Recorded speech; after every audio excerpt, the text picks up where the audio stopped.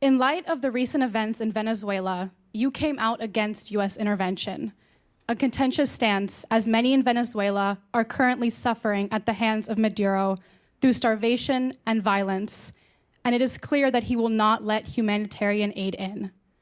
Under these circumstances and moving forward, do you have a clear position on U.S. intervention overseas, both economically and militarily, for nations that are under the regimes of these oppressive dictators? Thank you. Good question. There are a lot of awful things happening in the world, and what's going on in Venezuela is terrible. The economy is a disaster. People are living in hunger and in fear.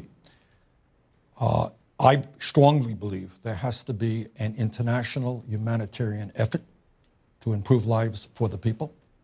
I think the evidence is pretty clear that the last election in Venezuela was not a free and fair election.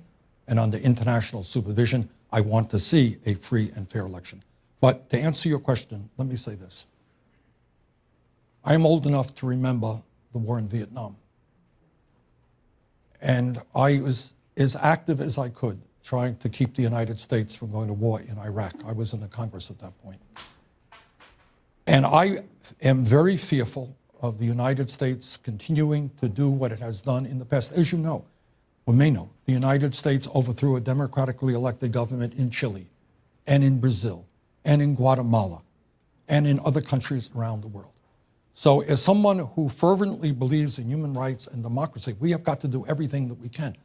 But I think sometimes you have unintended consequences when a powerful nation goes in and tells people who their government will be. So my view is that whether it is Saudi Arabia, which is a despotic regime, or whether it is Venezuela, I think we have got to do everything that we can to create a democratic climate. But I do not believe in U.S. military intervention in those countries. Why have you, Senator, why have you stopped short of calling Maduro of Venezuela a dictator? Well, I think it's fair to say that the last election was undemocratic, but there are still democratic operations taking place in that country. The point is, what I am calling for right now is internationally supervised free elections. And I do find it interesting that Trump is very concerned about what goes on in Venezuela. But what about the last election that took place in Saudi Arabia? Oh, there wasn't any election in Saudi Arabia. Oh, women are treated as third-class citizens. So I find it interesting that Trump is kind of selective as to where he is concerned about democracy. My record is to be concerned about democracy all over the world. So we've got to do everything we can. But at the end of the day, it's going to be the people of Venezuela who determine the future of their country, not the United States of America. As you know, President Trump this week is meeting in Hanoi with Kim Jong Un, the leader of North Korea. If you were president, would you meet with Kim Jong Un? See, now, after all of the nasty things I said about Trump, let me say a good thing here, all right? I think, look, nuclear weapons in the hands of a brutal, irresponsible dictator is a bad idea. And if Trump can succeed, in fact, through face-to-face meetings with Kim Jong Un and rid that country of nuclear weapons, that is a very good thing. So I think that the idea of going and meeting face-to-face with your adversaries is a good idea. I would like the President of the United States to bring Iran and Saudi Arabia together, to bring the Palestinians and the Israelis together. All right? So I wish the President the best of luck. This is a very important issue, and if we can get nuclear weapons out of the hands of Kim Jong Un, that will be a very good thing.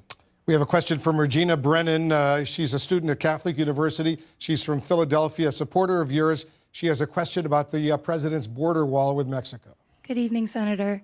My question for you is, if Donald Trump does get his wall, do you believe that it's worthwhile to adopt a plan onto your platform for deconstruction? Or with so much happening, not in just terms of undocumented migration, but of immigration in general, to adopt such a plan will deflect from more pressing issues? Yeah.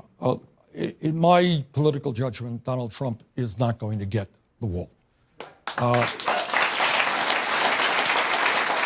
And I think it really is outrageous. And by the way, there are a number of Republicans who feel the same way, that it really speaks to his authoritarian goals to somehow decide this is a national emergency that he's calling in order to build the wall. All right. The real national emergency that we have is that we do not have comprehensive immigration reform and a path toward citizenship. The emergency that we have is we have 1.8 million young people who are eligible for the DACA program who are scared to death any day that they could be deported, even though they were spent their whole lives in this country. So the goal with immigration, in my view, is to finally deal with comprehensive immigration reform and a path toward citizenship and a humane policy at the border for those who seek asylum. America should not be the country which grabs little children at the border out of the arms of their mothers. That is not what this country is about.